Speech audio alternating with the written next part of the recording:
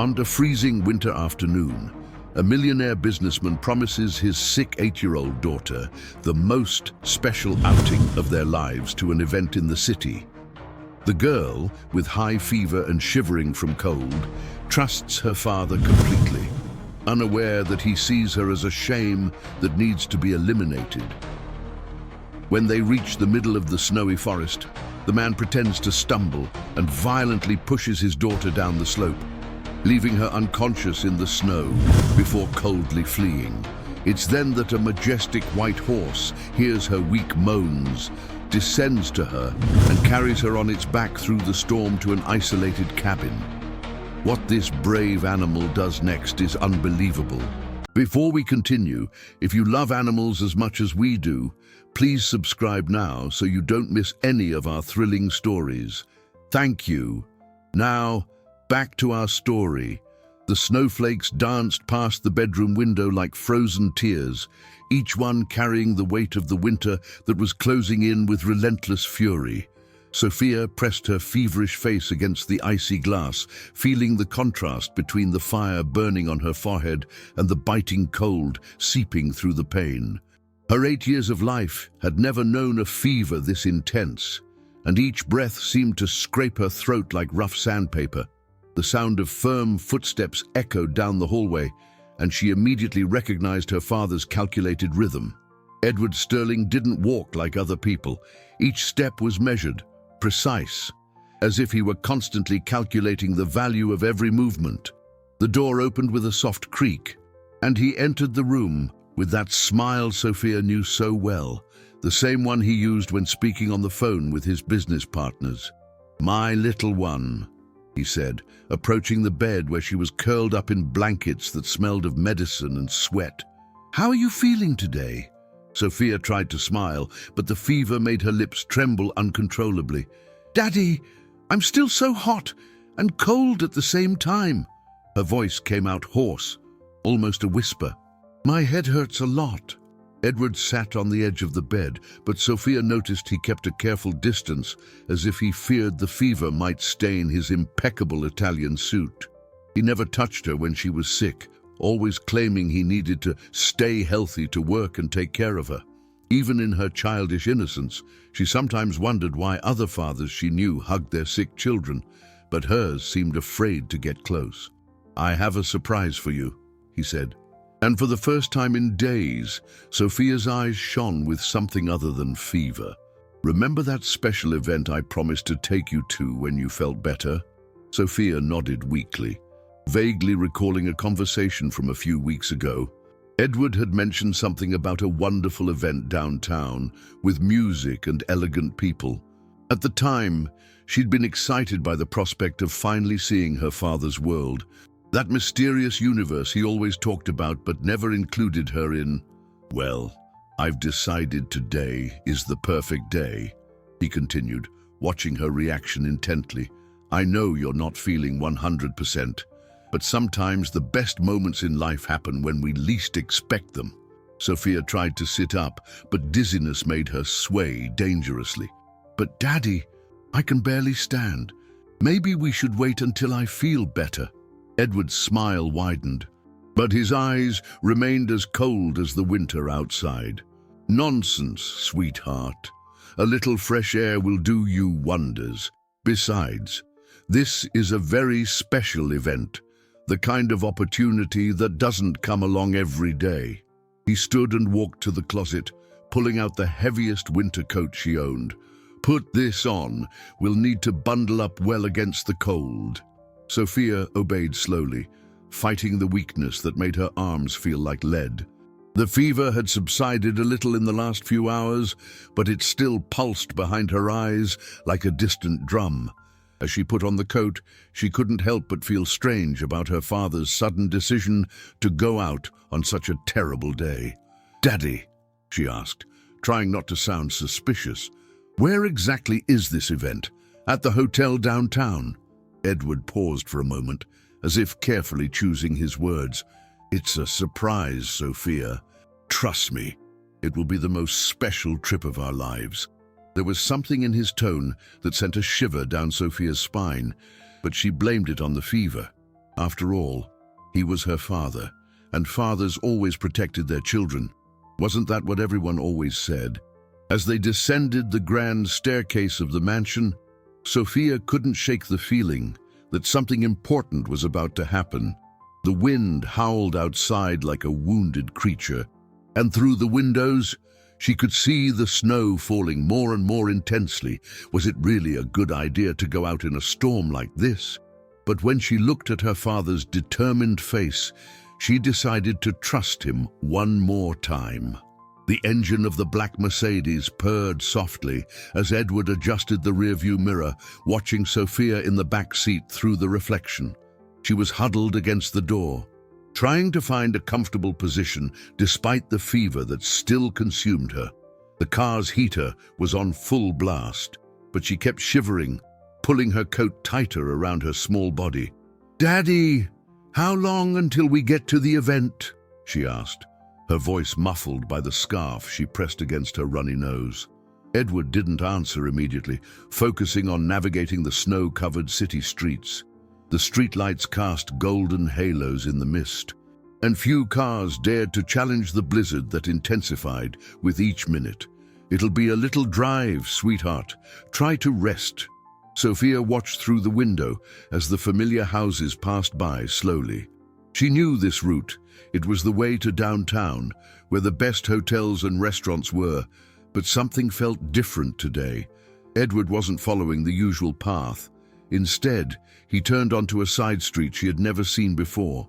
"Daddy, this isn't the way downtown," she commented, pressing her face against the cold window. "You're going the wrong way." "Ah, yes," he said, without taking his eyes off the road. "I need to stop by a friend's house quickly before the event to pick up something important." Sophia frowned, confused. "What friend? You've never told me about any friend who lives on this side of town." Edward's jaw tightened almost imperceptibly. "He's a business associate. You don't know him." The explanation didn't completely reassure Sophia, but the fever made her thoughts hazy, making it hard to concentrate. She leaned back in her seat, watching as the city buildings gradually gave way to smaller, more spread-out houses. The asphalt soon turned to gravel, and the sound of the tires changed to a deeper rumble. "Daddy, where does this friend of yours live?" she insisted, starting to feel uneasy. "We're leaving the city." Edward glanced at her in the rearview mirror, and for a moment, Sophia saw something strange in his eyes, a coldness she had never noticed before. But when he smiled, the expression vanished so quickly she thought she had imagined it. "He values his privacy," Edward replied. "He lives in a more secluded place, away from the hustle and bustle of the city. Important businessmen sometimes prefer it that way." The road now climbed gradually, winding through pine-covered hills. The snow fell more heavily here, and Sophia could feel the car slip occasionally on the sharper turns.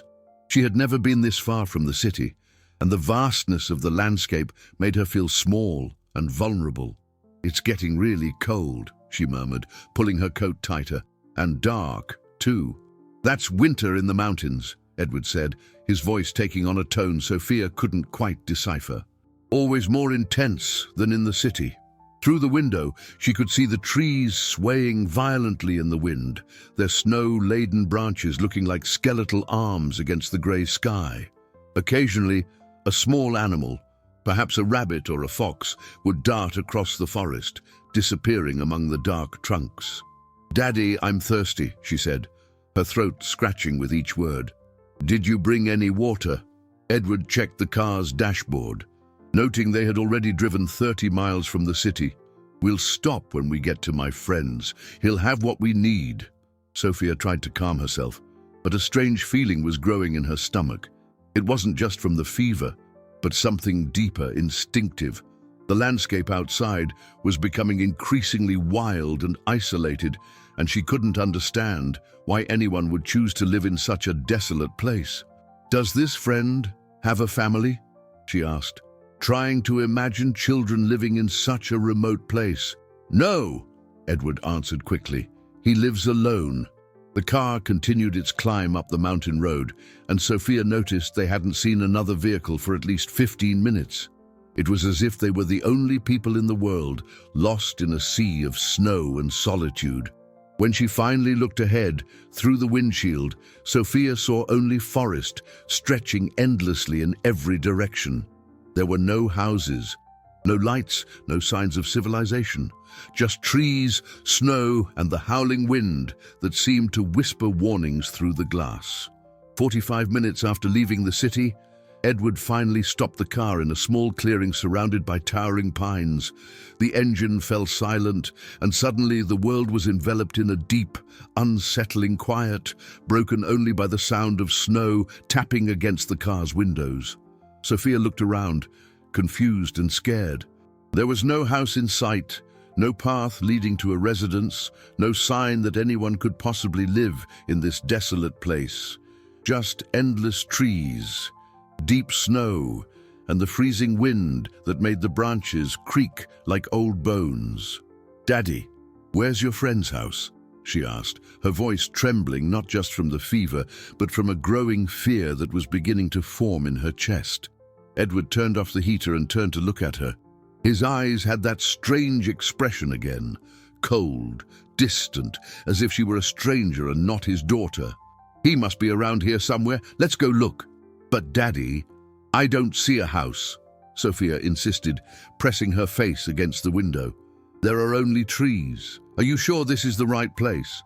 "I'm sure," he replied, opening the driver's door. The wind immediately rushed into the car, bringing with it flakes of snow and a biting cold that made Sophia shrink back even further. "Come on, get out of the car!" Sophia hesitated, looking at the menacing forest. Every fiber of her being screamed that something was wrong, but she had been raised to obey her father, to trust his decisions. Slowly, she opened her door and stepped out, immediately hit by a blast of icy wind that made her stumble.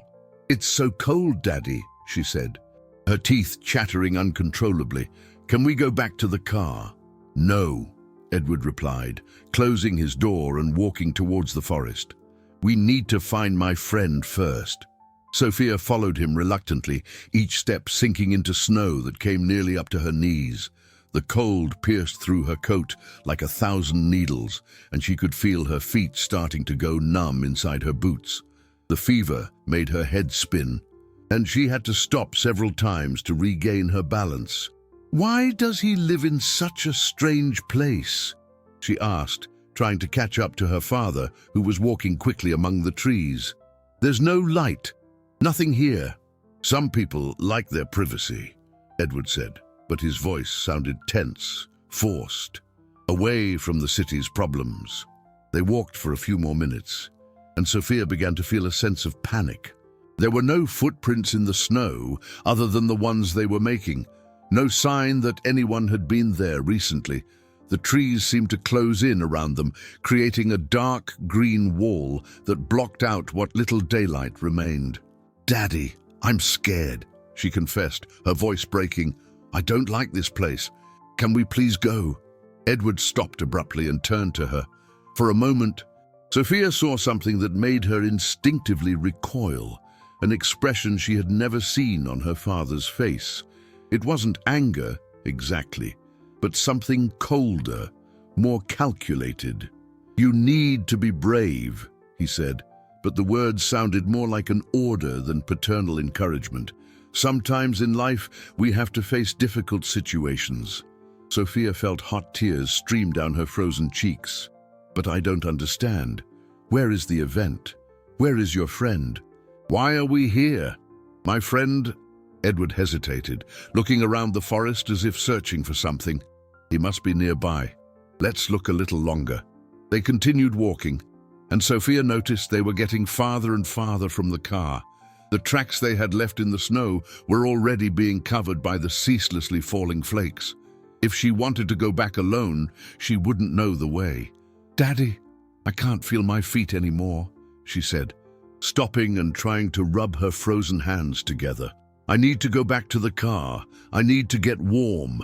Edward kept walking as if he hadn't heard her, and Sophia had to run to catch up, stumbling in the deep snow and nearly falling several times. The effort made her breath come out in white clouds, and she could feel her energy draining quickly. "Daddy, please," she pleaded, grabbing the sleeve of his coat. "I'm getting really weak." "The fever is coming back." Edward stopped again, this time near a steep, snow-covered slope.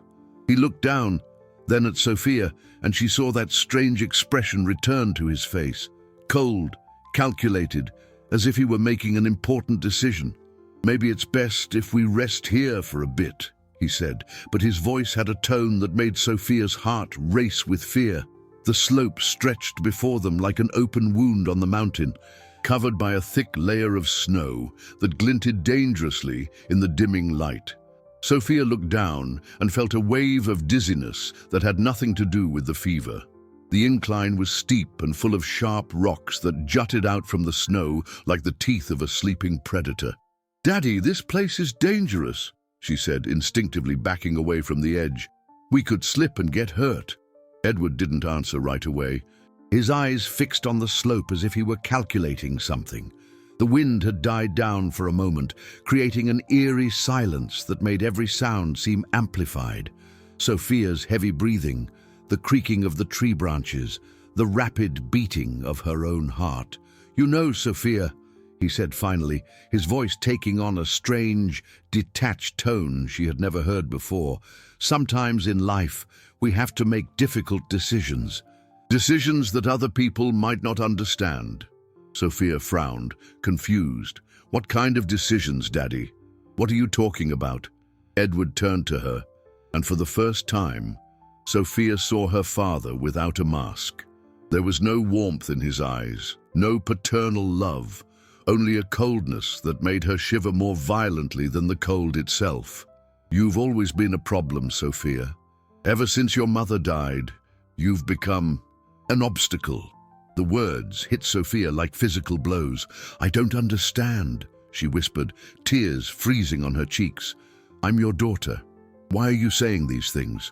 "My partners found out about you," Edward continued, as if explaining a business deal. "An illegitimate daughter doesn't fit my image. It hurts my contracts, my standing in the community. Do you understand?" Sophia shook her head desperately. "No, I don't understand. You're my father. You're supposed to love me." "Love?" Edward laughed, a bitter sound that echoed through the silent forest. "Love doesn't pay the bills, Sophia. Love doesn't maintain business empires. You're too young to understand, but sometimes we have to sacrifice a few things for the greater good." Sophia started to back away, but her feet only found deep snow, making any quick movement difficult. Panic began to settle in her chest like a living creature, making her breath come in short, ragged gasps. "Daddy, you're scaring me. Let's go back to the car, please." "There's no going back, Sophia," Edward said, taking a step toward her. "This place is perfect, isolated, no witnesses. A terrible accident, a sick little girl who got lost in the forest during a snowstorm."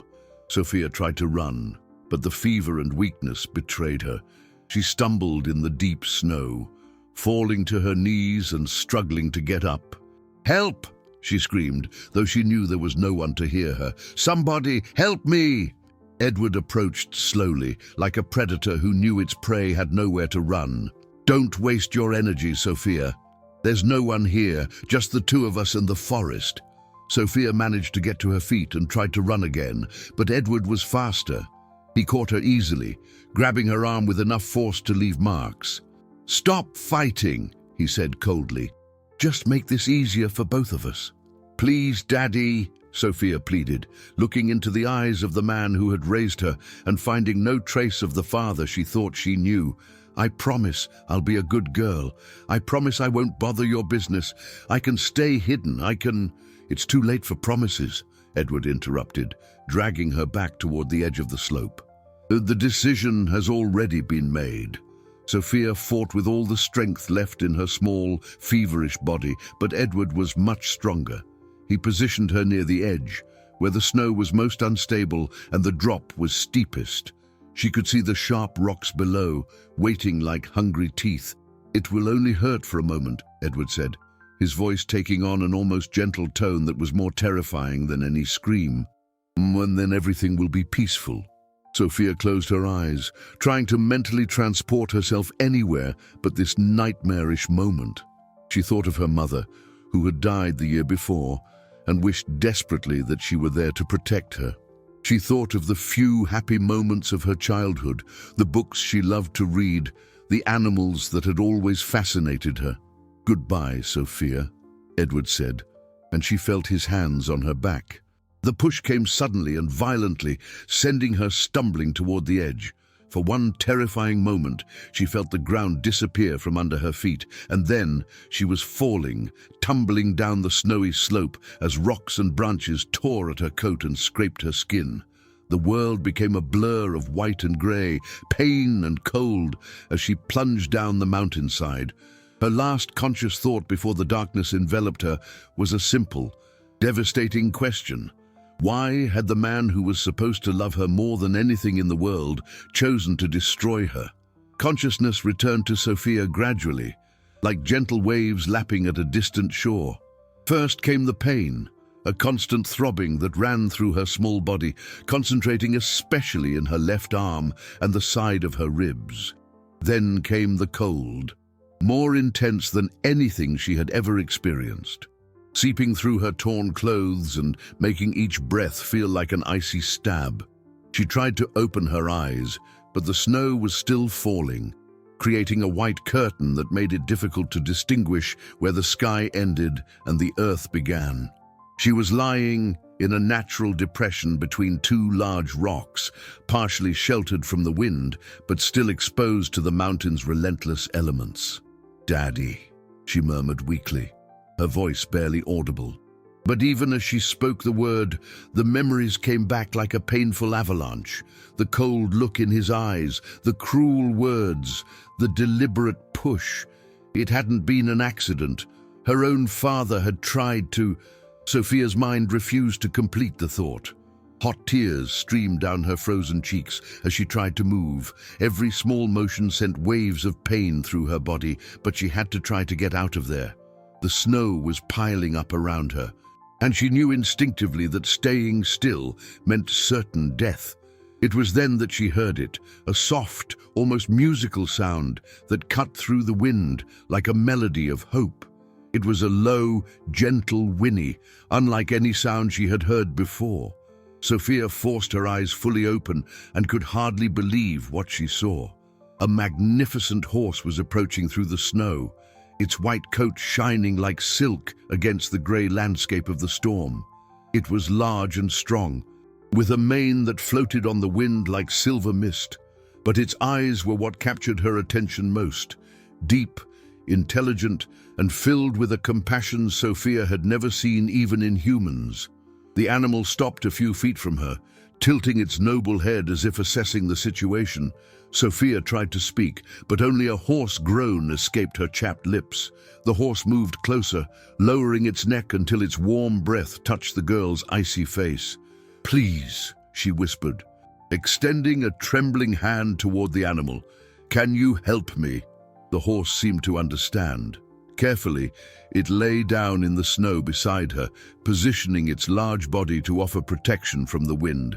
The heat radiating from its muscles was like a living blanket, and for the first time since the fall, Sophia felt a tiny spark of hope. "Are you real?" she murmured, pressing her face against the animal's silky neck. "Or am I dreaming?" The horse answered with a soft nicker, almost as if trying to reassure her.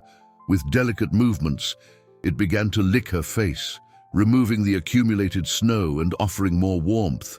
It was such a tender, caring gesture that Sophia began to cry again, but this time not just from pain and fear, but from a profound gratitude that she was not completely alone.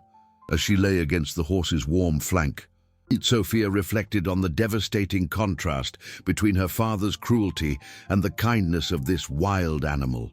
The man who should have protected her had tried to destroy her, while this creature, who owed her nothing, had appeared like a guardian angel in her most desperate hour. "Do you have a name?" she asked weakly, stroking its silky mane. The horse turned its head to look at her, and Sophia saw something extraordinary in its eyes, an ancient intelligence, as if it understood not just her words, but also her pain.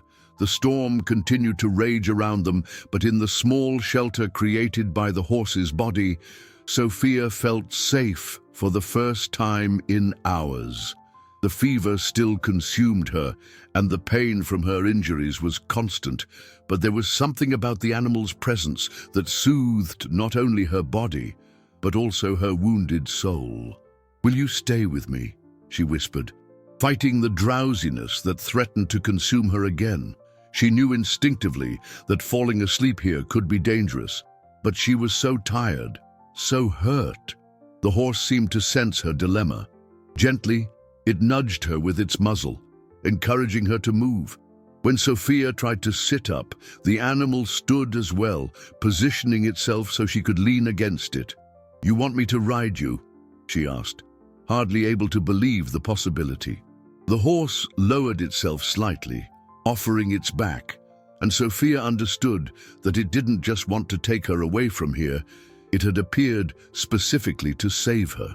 With an effort that drained her last reserves of energy, Sophia managed to climb onto the horse's back. Immediately, it began to walk carefully through the snow, each step calculated not to injure her further. As they moved away from the site of the fall, Sophia looked back one last time, seeing her own tracks being quickly covered by the snow. It was as if that terrible moment was being erased by nature itself, but the scars on her heart would remain forever. The white horse carried Sophia through the snowy forest with a determination that seemed almost human. Every step was carefully calculated, avoiding low-hanging branches and areas where the snow was deepest. Sophia clung to the silky mane, fighting to stay conscious as the fever and pain vied for her attention. The landscape around them gradually changed. The trees became sparser, and Sophia began to notice an almost imperceptible trail winding through the mountains. The horse followed this path as if it knew it by heart, and she wondered how many times it had traveled this route. "Where are we going?" she murmured, more to herself than expecting an answer. The horse flicked an ear back in her direction, as if listening, but continued its steady pace through the snow. After what felt like hours, but was likely only 30 minutes, Sophia saw a faint light glowing between the trees. At first, she thought it was an illusion caused by the fever, but as they drew closer, the light became more defined. It was the warm glow of a lantern from a small log cabin nestled in a sheltered clearing. The cabin was rustic but well kept, with small windows that emanated a welcoming glow against the storm. Smoke rose from a stone chimney, and Sophia could almost feel the inviting warmth that awaited her within those wooden walls. The horse stopped before the door and began to whinny loudly, an urgent sound that echoed through the clearing. Sophia was startled by the sudden noise, but understood that it was calling for someone it apparently knew well. The door creaked open, and a man appeared in the doorway. He was tall and lean, with graying hair and a neat beard that framed a kind, weathered face. His blue eyes widened in surprise when he saw the horse carrying a child. "Tempest, what have you brought me this time?" the man said, his voice deep but gentle. He approached quickly, and Sophia noticed he limped slightly, favoring his left leg. When the man saw her more clearly, a small, feverish girl with torn clothes and obviously injured, his expression immediately shifted to one of deep concern. "My God," he murmured, reaching out his arms. "Child, what happened to you?" Sophia tried to answer, but only a faint groan escaped her throat. The man, realizing her condition, carefully lifted her from the horse's back. She was light as a feather, and he could feel the fever radiating from her small body through her damp clothes. "Let's get her inside." "Tempest," he said to the horse, who followed him to the door like an obedient dog. "Good of you to bring her here." The cabin's interior was simple but cozy. A fire crackled cheerfully in the hearth, casting dancing shadows on the wooden walls. There was a small bed in one corner, a rustic table in the center, and shelves filled with books and various objects. The aroma of hot soup wafted through the air, mixed with the comforting smell of burning wood. The man carried her to the bed and laid her down gently, immediately covering her with thick, warm blankets. "My name is Henry," he said softly, placing a gentle hand on her forehead to check her temperature. "And you, little one, what's your name?" "Sophia," she whispered, finally managing to form the words. I'm so cold." "I know you are," Henry said, his voice full of compassion. "But you're safe now. I'm going to take care of you." He moved about the cabin with practical efficiency, preparing a mixture of herbs in a metal mug and heating water over the fire. Sophia watched him, noticing how his movements were careful and deliberate, like someone used to living alone, but still capable of great kindness. "How did you get here, Sophia?" he asked as he worked. "You're a long way from any town." Sophia hesitated, the painful memories returning in waves. "My father.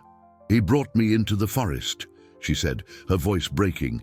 "He said we were going to meet a friend, but—" Henry stopped what he was doing and turned to her, sensing there was more to the story than a simple lost child. "But what, dear?" "He pushed me," Sophia whispered, the words coming out like a painful confession. "Down the mountain. He said I was a problem." Henry's face hardened, a silent anger glinting in his eyes. But when he spoke, his voice remained gentle. "No one is going to hurt you here, Sophia. You have my word." He brought the herbal mixture and helped her drink, the warm liquid sliding down her throat and spreading warmth through her body. "This will help with the fever," he explained, "and tomorrow we'll take care of those cuts and bruises." As Sophia drank, Henry glanced out the window, where Tempest stood close to the cabin, like a silent guardian. "My horse has a special gift," he said thoughtfully. "He always finds lost souls who need help." "Tempest," Sophia repeated, testing the name. "It's a beautiful name. He showed up here 5 years ago, during a terrible storm," Henry explained. "Just like you. Sometimes I think some angels choose to show up in unexpected ways." Sophia felt her eyes grow heavy as the warmth of the cabin and the security of being protected finally allowed her body to relax. For the first time since she had left her house that terrible morning, she felt truly safe. 3 days had passed since Tempest brought Sophia to Henry's cabin. The girl had spent most of the time sleeping, her small body fighting off the fever and recovering from her injuries. Henry had cared for her with the patience of an experienced nurse, administering natural remedies and keeping her warm and fed with small portions of soup. On the morning of the 4th day, Sophia awoke feeling more lucid than she had been since the fall. The fever had finally broken, and though she still felt aches all over her body, she could think clearly for the first time. Henry was sitting near the fireplace, mending an old boot, when he noticed she was awake. "Good morning, little one," he said with a warm smile. "How are you feeling?" "Better," Sophia replied, trying to sit up in bed. "Much better." "Thank you." It was then that they heard it, the distant sound of engines roaring up the mountain, voices shouting commands, and the sharp barking of dogs. Henry stood up immediately, his expression shifting from calm to alert. He walked to the window and peered through the curtains, his face paling at what he saw. "What is that?" Sophia asked, also hearing the approaching sounds. "Looks like a search party," Henry murmured, watching through the woods. "A lot of people. Vehicles. They're looking for something." Sophia's stomach tightened. "Or for someone," she whispered, a terrible suspicion beginning to form in her mind. Henry turned to her, noticing the frightened look on her face. "Sophia, do you think they could be looking for you?" Before she could answer, they heard an amplified voice echoing through the forest, distorted by a megaphone. "Sophia Sterling, if you can hear us, call out. We're here to take you home safely." Sophia's blood ran cold. It was her father's voice, but transformed into something that sounded like genuine, paternal concern. To anyone who didn't know the truth, Edward sounded like a desperate father searching for his lost daughter. "That's my father," she said, her voice trembling. "But Henry, he's not here to save me. He's the one who hurt me." Henry came to the bed, his face grim. "Are you sure about that, Sophia? Sometimes when we're hurt and scared, we can misread situations." "I'm sure," Sophia insisted, tears beginning to stream down her cheeks. "He told me I was a problem. He said his partners found out about me and that I was hurting his business. He pushed me on purpose." The megaphone voice boomed again, closer now. "Sophia has been kidnapped by a dangerous man. If anyone has seen her, please help us. There is a substantial reward for information." Henry clenched his fists, immediately understanding the gravity of the situation. Edward had twisted his attempted abandonment into a story of kidnapping, painting himself as the victim and making Henry the villain. It was a brilliant, diabolical move. "He's saying I kidnapped you," Henry said, more to himself than to Sophia. "That I'm the criminal in this story." "You're not a criminal," Sophia said firmly. "Despite her age, you saved me. You and Tempest saved me." The sounds were getting closer, voices, heavy footsteps in the snow, the clatter of equipment. Henry knew they had only minutes before the search party reached his cabin. He had to make a decision, fast. "Sophia, listen to me very carefully," he said, kneeling beside the bed. "If they find us here, they will arrest me and take you back to your father. Do you understand what that means?" Sophia nodded, fear shining in her eyes. "He'll try again, and this time he'll succeed." "Not if we can help it," Henry said with determination. "But I need you to be very brave. We might have to hide for a while until we can figure out how to handle this properly." "But where can we go? They have dogs, cars, so many people," Sophia said, hearing the voices get even closer. Henry glanced out the window again and saw Tempest standing near the cabin. His ears pricked at the approaching sounds. The horse looked directly at the window, as if he knew they were in danger. "Tempest knows places on this mountain that no human has ever found," Henry said. "Caves, secret trails. If anyone can keep us hidden, it's him." The sound of footsteps crunching in the snow was very close now. Henry moved quickly, grabbing a few essential supplies, medicine, food, a warm blanket. "We need to leave now," he said urgently.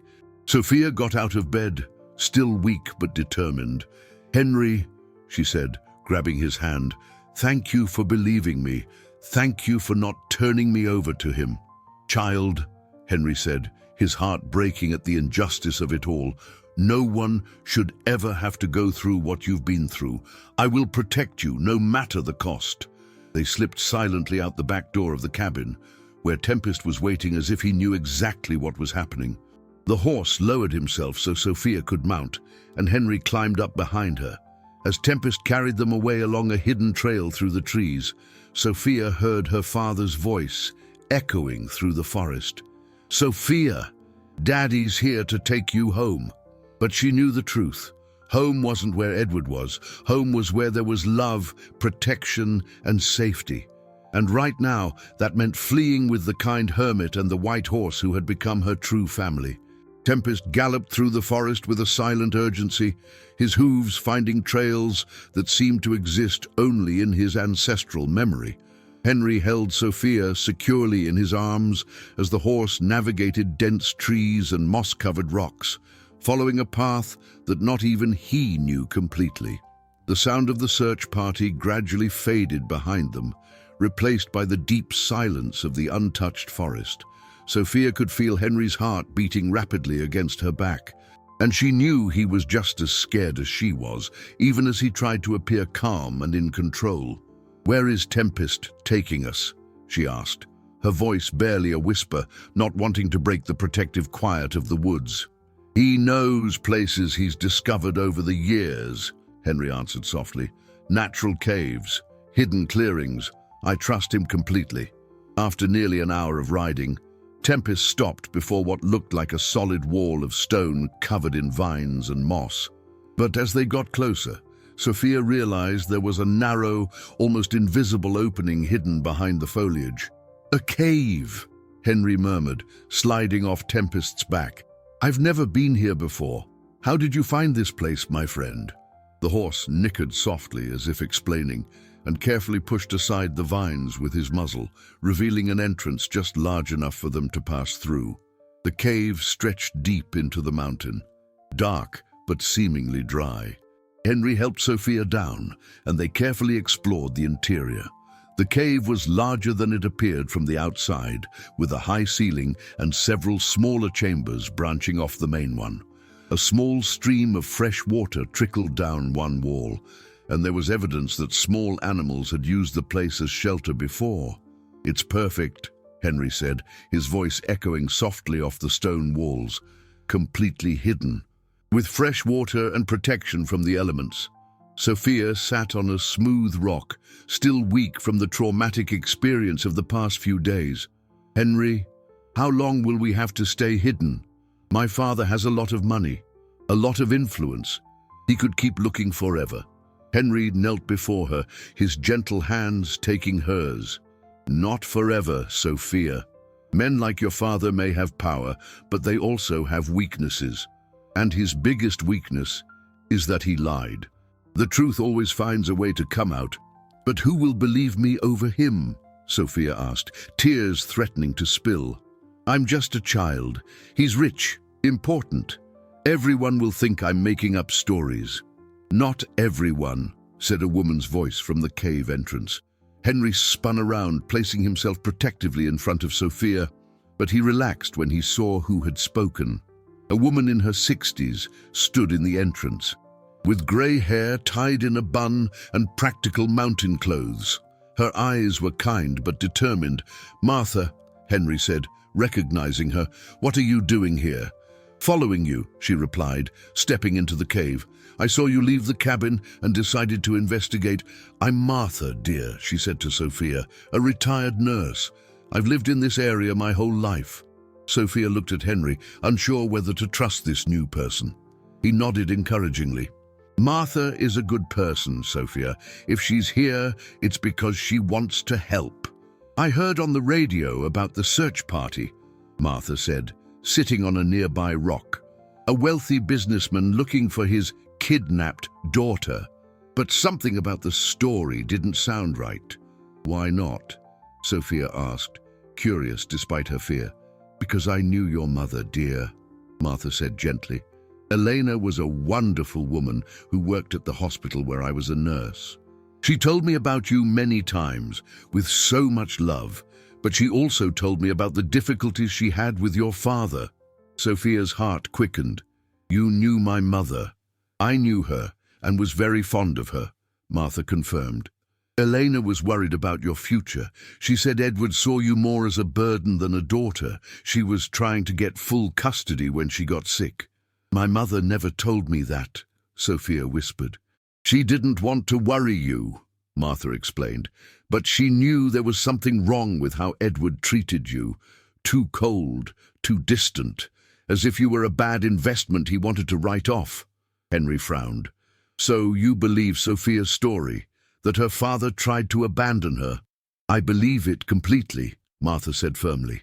"And what's more, I have a few people in town who will believe it too. Elena had many friends at the hospital, people who cared about Sophia." Sophia felt a spark of hope for the first time in days. "So we might not be alone in this." "You are definitely not alone," Martha assured her, "but we'll need to be very careful. Edward Sterling is a powerful man with important connections. He won't give up easily." "What do you suggest?" Henry asked. "First, we keep Sophia safe here while I go back to town," Martha said. "I'll talk quietly with the right people, doctors who knew Elena, social workers, maybe even a few honest journalists. We need to build a solid case before we confront Edward publicly." Sophia was touched by the determination of this woman who barely knew her, but was willing to risk so much to help. "Why are you doing this for me, Martha?" "Because your mother made me promise I'd look out for you if anything happened to her," Martha replied, her eyes welling up with tears. "Elena knew she was sick and was afraid of what Edward might do. She made me swear I would protect you. "So you're like a guardian angel sent by my mum," Sophia said, a small smile appearing on her face for the first time in days. "Maybe that's exactly it," Martha replied, returning the smile. "And with Henry and Tempest, you have a small army of angels looking after you." Outside the cave, Tempest whinnied softly, as if agreeing with the sentiment. For the first time since this all began, Sophia felt that maybe, just maybe, there was hope that justice would prevail and she could find a safe future away from her father's cruelty. The days in the secret cave passed slowly, marked by the natural rhythm of the mountain. Sophia recovered gradually, both physically and emotionally, under Henry's watchful care. Martha visited daily, always bringing news from town and fresh supplies, but also worrying reports about the growing intensity of the search led by Edward. "He's raised the reward again," Martha informed them one chilly morning, entering the cave with a basket of fresh bread and fruit. $50,000 for information leading to your location, Sophia. And he's giving daily television interviews, playing the part of the desperate father to perfection. Sophia, who was sitting near the small fire Henry had built in a ventilated area of the cave, sighed deeply. "He was always good at pretending," she said with a bitterness unusual for her age. "In front of other people, he could seem like the perfect dad." Henry, who was teaching her how to make simple traps to catch fish in the nearby stream, paused his work. "Sophia, can I ask you a question? What was your life with him like before all this happened?" Sophia was silent for a few moments, organizing painful memories. "He was almost never home. When he acted like I was a piece of furniture, something that was part of the house, but that he preferred to ignore. Sometimes weeks would go by without us talking beyond good morning and good night." "And when your mother was still alive?"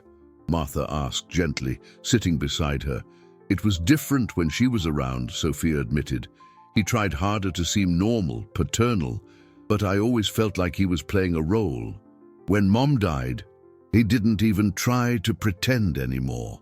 Henry's heart ached. His own childhood had been full of love and family warmth, and it was hard to imagine growing up without that basic foundation of emotional security. "Is there anything you miss about your old life?" Sophia thought carefully. "I miss my mom. I always will. I miss my books, the library and the house." But she hesitated, looking around the cave, where she had found more genuine affection in a few days than in years with Edward. "I don't miss him. It's a terrible thing to say, but it's true." "It's not terrible," Martha assured her. "It's honest, and honesty is something you never received from him." During these conversations, Tempest would often position himself near Sophia, as if sensing her emotions and wanting to offer comfort. The girl had developed an extraordinary connection with the horse, learning to understand its different whinnies and movements. "He's trying to tell me something," Sophia said one afternoon, stroking Tempest's silky neck. "He always gets restless when we talk about my father." "Tempest is a very intuitive animal," Henry explained. "He can sense danger in ways we humans can't. If he's uneasy when we mention Edward, maybe it's because he recognizes the threat he poses." Sophia hugged the horse's neck.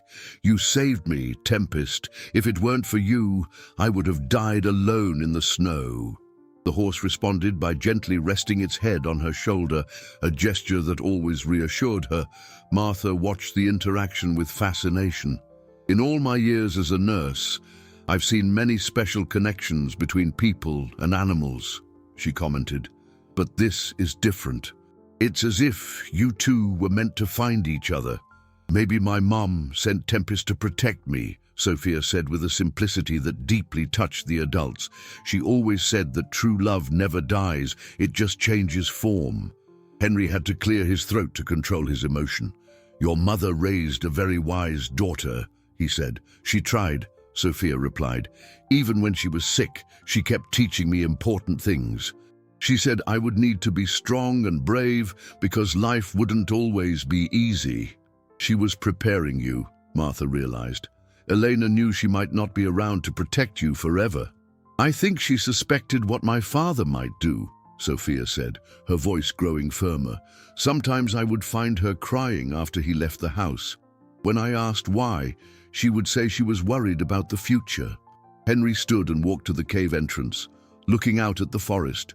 Sophia, I want you to know that you will never have to face anything alone again. Even if it takes time to resolve this situation, you will always have a home with me and Tempest. Sophia felt tears of gratitude well up in her eyes. You would really do that, even though I'm not your real daughter. Family isn't just about blood, Henry said, returning to kneel before her. It's about love, care, protection. And I already feel for you what a father should feel, the desire to keep you safe and happy. And I have news that might help with that. Martha intervened, pulling some papers from her bag. I spoke with Dr. Evans, who was your mother's doctor. He remembers troubling conversations Elena had with him about Edward, and the social worker, Maria Sanchez, is willing to officially investigate the situation. Sophia looked at the papers, seeing names and phone numbers. So there are people who can help us. More than you imagine, Martha confirmed. Your mother touched many lives, and those people want to honor her memory by protecting you. Tempest whinnied softly, as if approving of the developments. Sophia hugged him again, feeling for the first time since this all began that there might really be hope for a future where she could be truly safe and loved. Then we'll fight, she said, with a determination that surprised even herself. My mother taught me to be brave, and that's what I'm going to be. In the second week of hiding, things began to escalate. Martha arrived at the cave one morning with a grim expression, carrying not only supplies, but also worrying news that would make them all rethink their strategy. Edward has intensified the search, she announced, placing her basket on the ground with more force than necessary. He's hired private investigators and is offering a $100,000 reward. Worse, he's managed to convince the authorities to treat Henry as a kidnapping suspect. Henry felt his blood run cold. Does that mean I'm officially a fugitive? Unfortunately, yes, Martha confirmed. They have a warrant out for your arrest, and Edward is using all his political influence to push for an even bigger operation. Sophia, who had been teaching Tempest to fetch small branches for the fire, stopped what she was doing. So now I've put Henry in real danger. You haven't put anyone in danger, Henry said firmly. I chose to protect you, and I would make the same choice 1,000 times. But there's more, Martha continued, pulling a newspaper from her bag. Edward gave an emotional interview yesterday. He cried on television, talked about how desperate he is to get his little princess back. Public opinion is completely on his side. Sophia took the newspaper and saw her picture plastered on the front page, with the headline, Missing Child, Father Begs for Help. The photo showed Edward with tears in his eyes, holding a picture of her. It was a convincing performance, and she understood why people believed him. And he was always a good actor, she muttered bitterly. When he wanted something from someone, he could be very persuasive. The problem is, this performance is working, Martha said. Volunteers are joining the search, and the pressure on the police is mounting. They might start using helicopters and more advanced technology. Henry walked to the entrance of the cave, gazing at the forest that had become their refuge and now seemed to be turning into a prison. Maybe it's time we consider other options, he said thoughtfully. What kind of options? Sophia asked, approaching him. Well, Martha said, joining the conversation, Dr. Evans and Maria Sanchez are willing to get officially involved. They can request an independent evaluation of the situation, challenging Edward's narrative. But that would mean Sophia has to come out of hiding, Henry noted. And as long as we're wanted as criminals, any appearance we make will be seen as evidence of guilt. Sophia sat on a rock, Tempest immediately positioning himself beside her, as he always did when he sensed she was worried. What if I turned myself in? She asked quietly. Absolutely not, Henry and Martha replied in unison. But listen, Sophia insisted, her voice taking on a maturity that belied her 8 years. If I go back and tell the truth, maybe some people will believe me. Sophia, you're a child, Martha said gently. Against a wealthy, influential adult man, your word alone won't be enough. Then we need more than just my word, Sophia said, an idea beginning to form in her mind. We need proof. Henry looked at her with curiosity. What kind of proof? My father is a very careful man when it comes to his image, Sophia explained, but he's also arrogant. He believes he can always control any situation. And when people are arrogant and they make mistakes, Martha was intrigued by this line of reasoning. What kind of mistakes? He'll want to look like the perfect father when he finds me, Sophia said, but I know him. When he's angry or frustrated, he can't completely hide it. And right now, he must be furious that his plan didn't work. Are you suggesting we could make him expose himself? Henry asked. Maybe, Sophia said, but it would be dangerous, and I'd have to be prepared to face him again. Tempest nickered softly, as if participating in the conversation. Sophia stroked his neck. What do you think, Tempest? Would you protect me if I had to face my father again?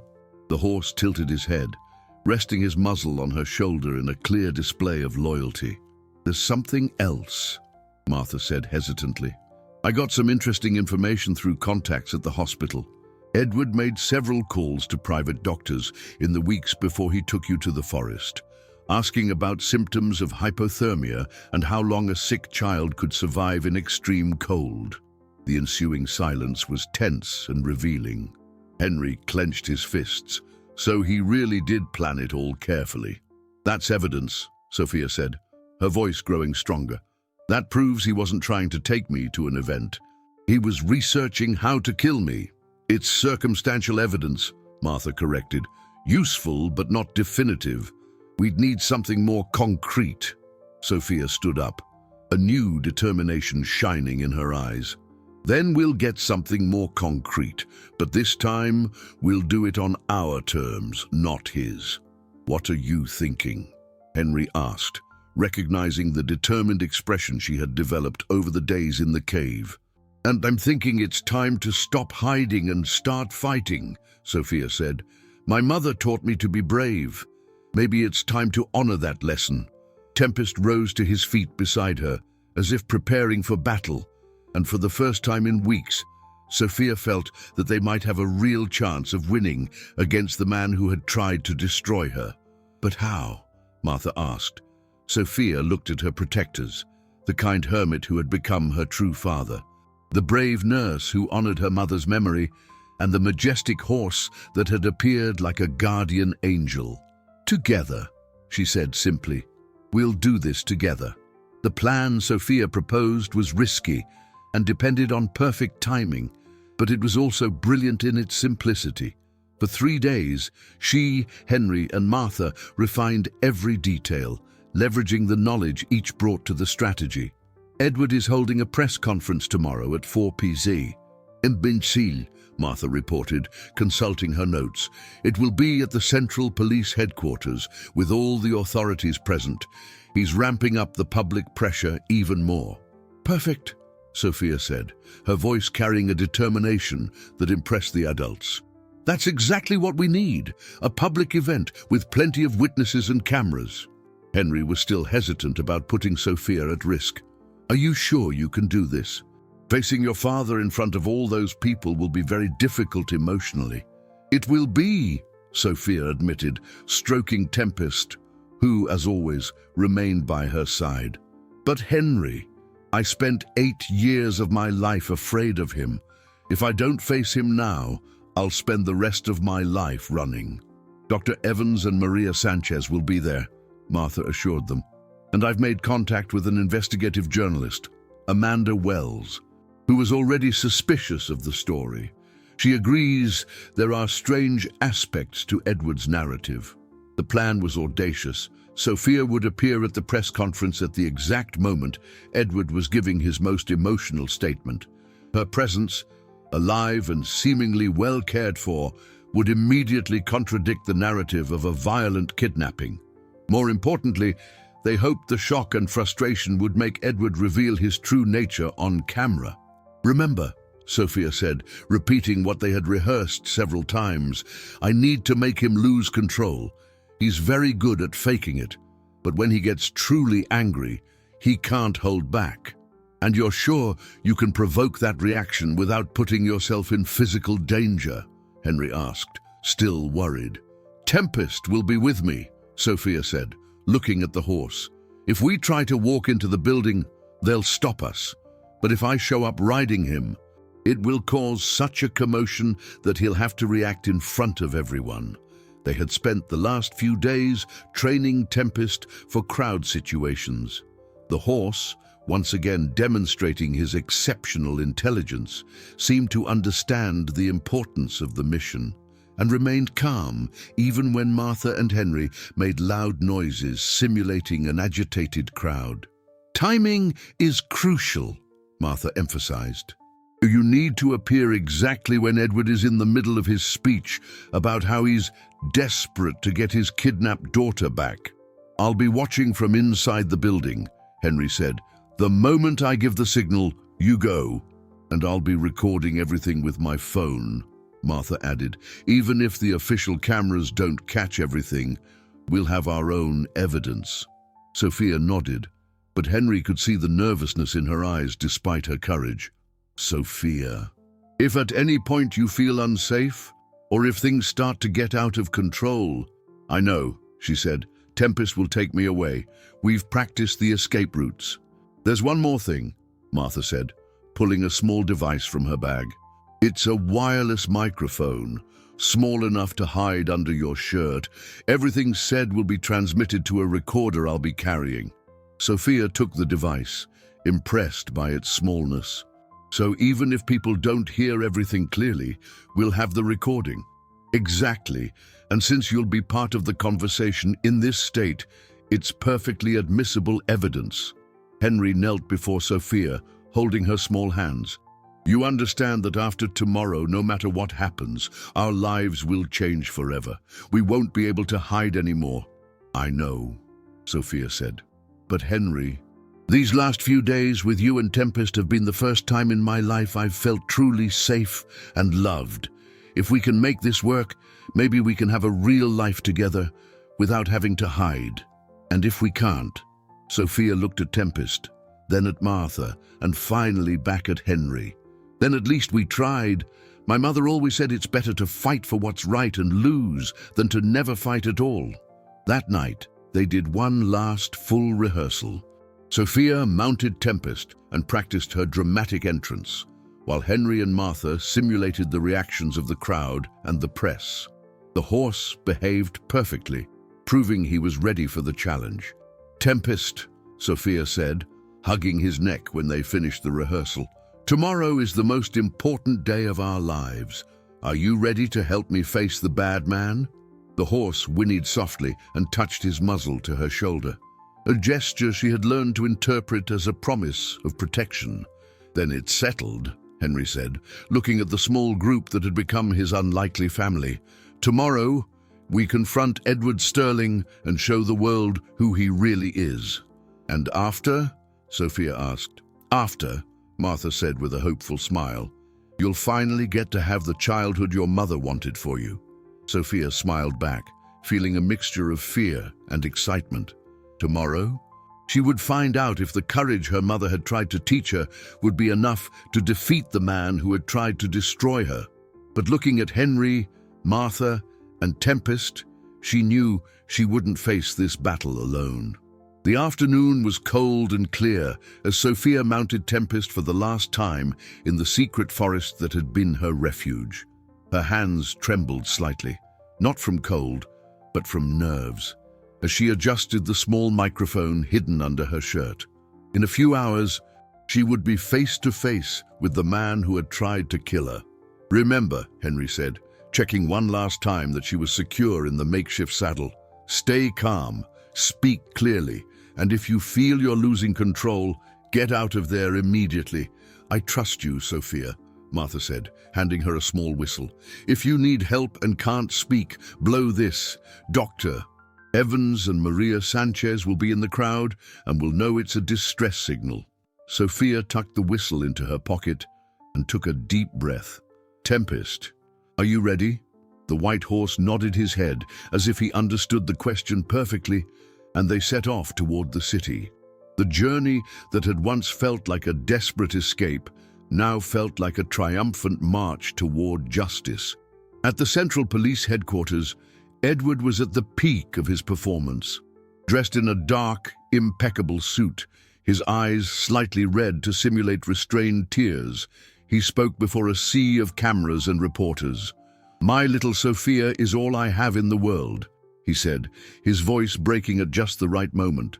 "Since we lost her mother, she has become my reason for living. I can't imagine how she must be suffering at the hands of this terrible man." Henry, disguised at the back of the crowd with a baseball cap and sunglasses, watched with disgust at the masterful performance. Edward truly was a master of manipulation, and even some of the officers present seemed moved by his statement. "Please," Edward continued, "if anyone has any information about my daughter's whereabouts, I beg you to contact us. She is just an innocent child who desperately needs to come home." It was at that exact moment that Henry made the prearranged signal, discreetly waving a white handkerchief by the window. Across the square, hidden behind a building, Sophia saw the signal. "Now, Tempest," she whispered. "It's now or never." The white horse emerged from hiding and galloped directly toward the entrance of the police headquarters.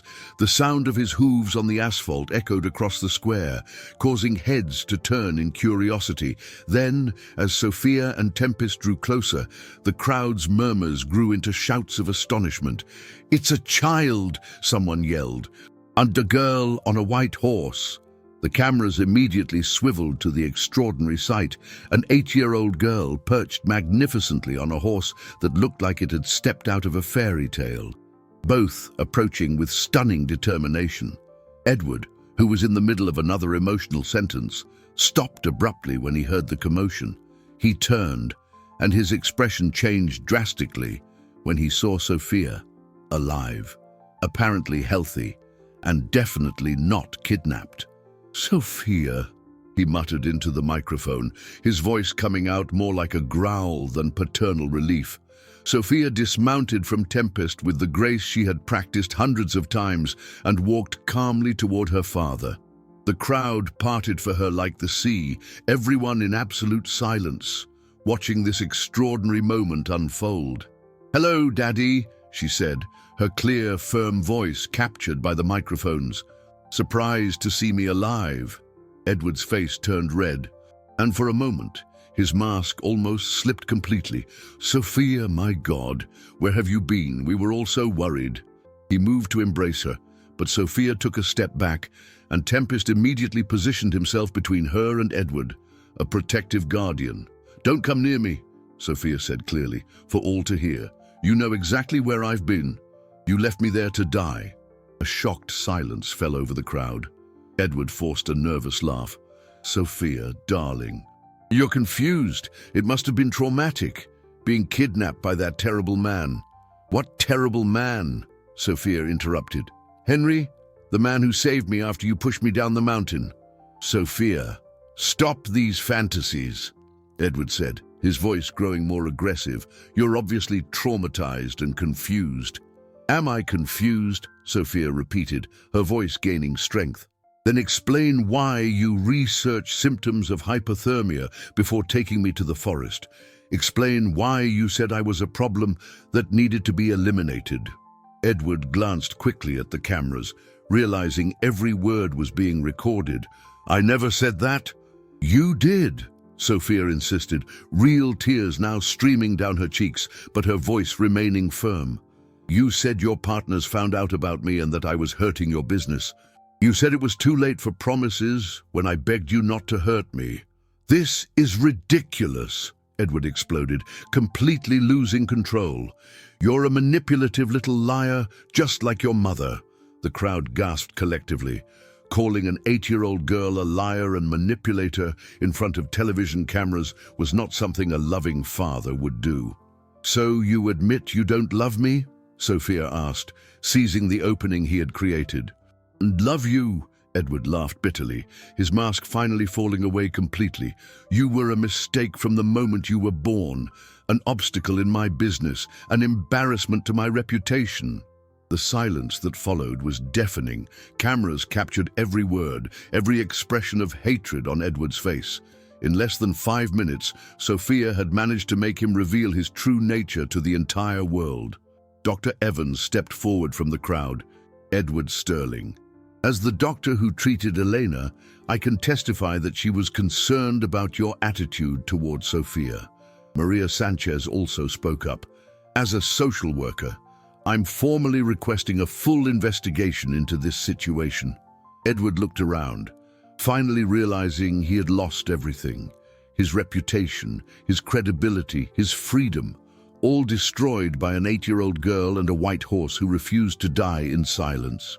"Sophia," Henry said, emerging from the crowd. "Oh, you were incredibly brave." Sophia ran into his arms, finally allowing herself to cry. "We did it, Henry. We showed everyone who he really is." As police officers approached Edward to arrest him, Sophia looked at Tempest, who watched her with his wise, loving eyes.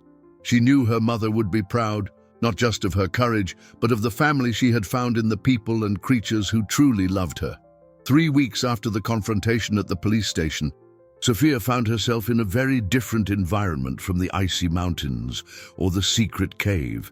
Sitting in Maria Sanchez's cozy office, she watched through the window as Tempest grazed peacefully on the small field behind the social services building. "The investigation confirmed everything," Maria Sanchez said, closing a thick folder of documents. "Edward's phone records, the medical inquiries about hypothermia, the testimony from colleagues who heard inappropriate comments about you. It all corroborates your version of events." Henry, sitting beside Sophia, gently held her hand. "And what about the legal proceedings?" "Edward has been formally charged with attempted child abandonment, reckless endangerment, and filing a false police report," Maria explained. "With the recordings of his public confession and all the evidence collected, the case is solid. He will no longer have any rights over Sophia." Sophia sighed with relief. "So it's really over. The legal part, yes," the social worker confirmed, "but now we need to take care of your future.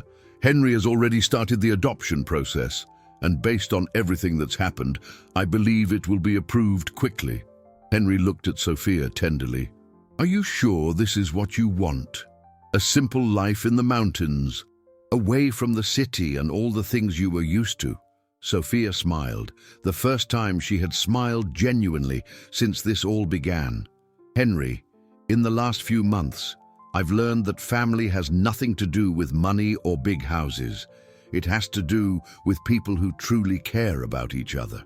"And Tempest," she added, glancing at the white horse through the window. "He's part of our family too." "Of course he is," Henry agreed. "He's the one who brought us together." Martha entered the office carrying a tray with hot tea and homemade cookies. "Sorry for the delay. How are things going?" "Well," said Maria Sanchez, "we were just discussing the final arrangements. Henry, you'll have to make some adaptations to the cabin to properly accommodate a child. But the inspectors who visited found the environment safe and loving." "I've already started the renovations," Henry said. "I'm building a proper room for Sophia and installing better heating for the winter. And I'll visit regularly," Martha promised, "to make sure she keeps up with her education and medical care." Sophia stood up and walked to the window, watching Tempest. The horse raised his head as if sensing he was being watched, and she waved at him. "You know what's strangest about all this?" "What's that?" Henry asked. "For a long time, I thought I had lost everything when my mom died," Sophia said thoughtfully. "But now I realize she left me with exactly the right people to find me when I needed them most." "How so?" Martha asked, curious. "You knew my mom and promised her you'd look after me," Sophia said, looking at Martha. "Henry was living alone in the mountains, needing a family as much as I did. And Tempest appeared in Henry's life at the exact time he would be needed to save me." Henry considered her words. You think all of this was planned somehow? I think my mom knew my father could be dangerous, Sophia said. And somehow she made sure I would find people who would truly love me. Maria Sanchez discreetly wiped away a tear. Adelena would be so proud to see how brave and wise you've become. She'd be proud to see Sophia has found a real family, Martha corrected. That's what every mother wants for her children. At that moment, they heard a soft whinny from outside. Tempest had walked up to the window and was peering at the group through the glass, as if wanting to be part of the conversation. I think someone's impatient to go home, Henry laughed. Home, Sophia repeated, testing the word. I liked the sound of that. An hour later, as they rode back toward the mountain, Sophia on Tempest's back and Henry walking beside them, she reflected on all the changes in her life. The snow had melted, giving way to the first signs of spring. Wildflowers were beginning to bloom along the trails, and the air was full of the promise of renewal. Henry, she said as they climbed the familiar path, can I ask you a question? Of course. Do you miss your life before, living alone, with no responsibilities? Henry stopped and looked at her in surprise. Sophia, these past few months have been the fullest of my life since I lost my own family. You've given me a purpose, a reason to care for someone again. So we both saved each other, Sophia said thoughtfully. The three of us, Henry corrected, stroking Tempest's neck.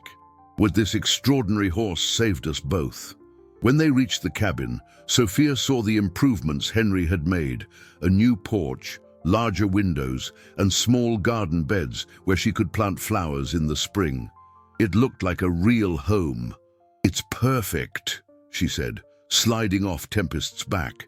It's exactly the kind of place Mom would have wanted me to grow up in.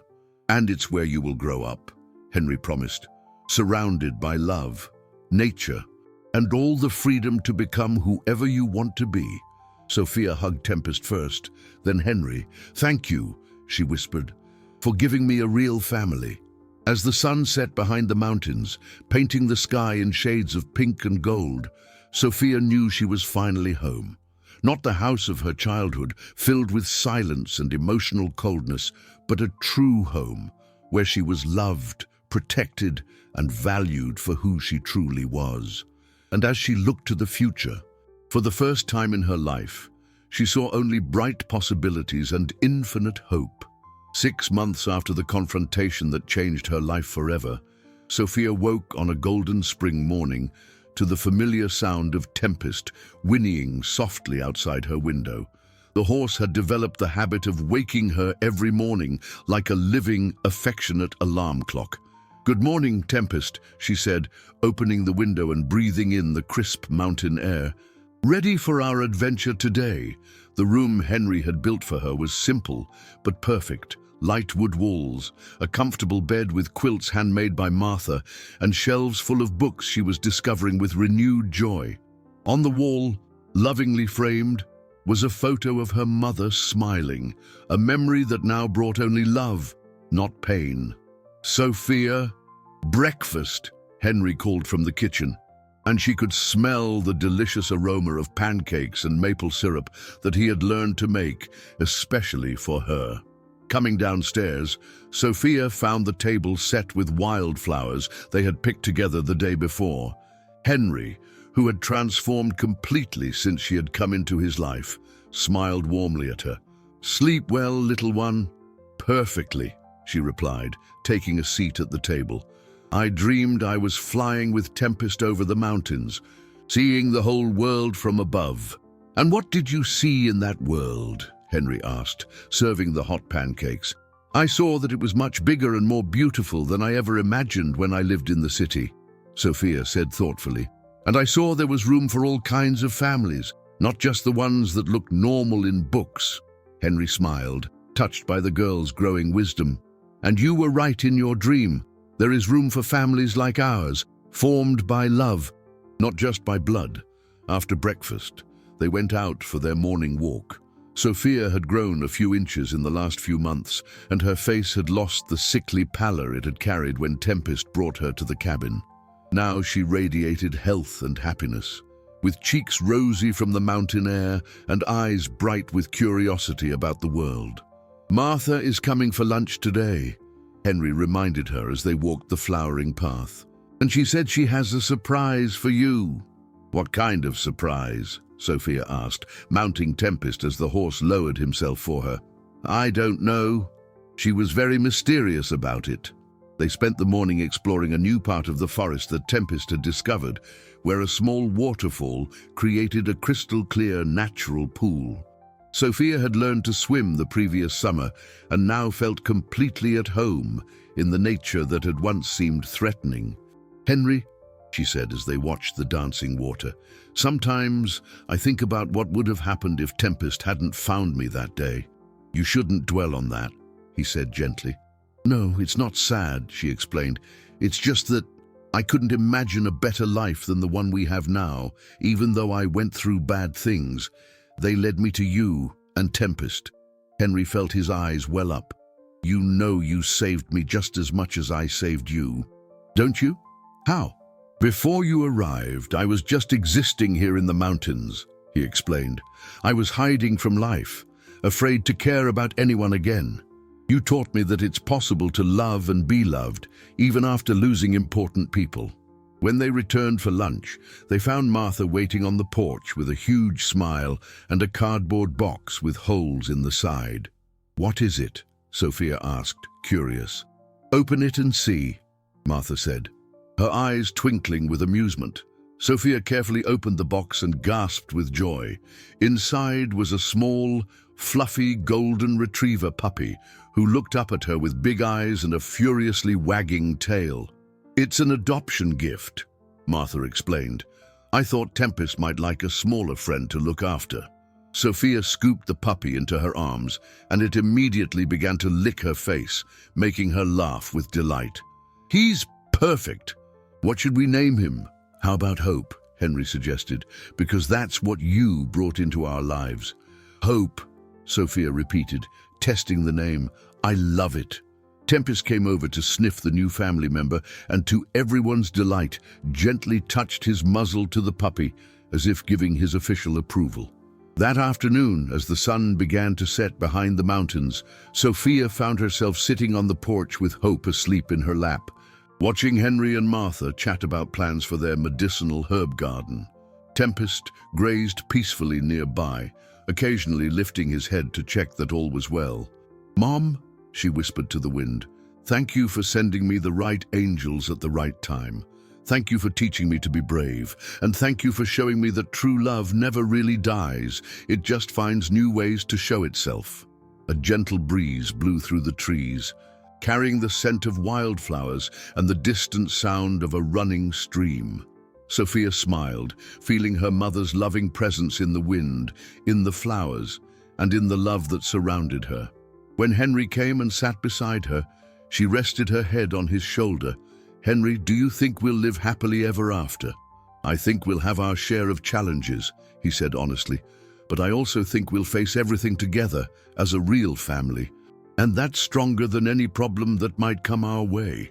Sophia looked out at the forest that had once been the stage for her greatest tragedy and was now the setting for her greatest joy. The trees that had witnessed her pain now swayed gently in the breeze, as if celebrating her transformation. "So this is what home means," she said softly. "It's not a place. It's the people who love you for exactly who you are."